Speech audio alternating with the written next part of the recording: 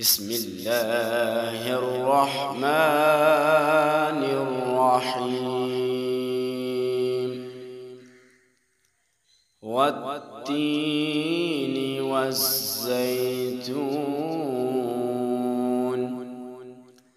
وطور سينين وهذا البلد الأمين لقد خلقنا الإنسان في أحسن تقويم ثم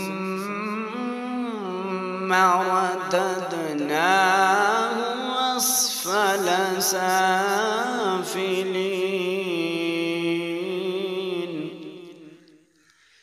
إلا الذين آمنوا وعملوا الصالحات فلهم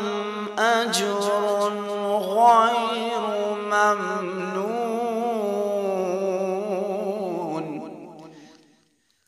فما يكذبك بعد بالدين أليس الله بأحكم الحاكمين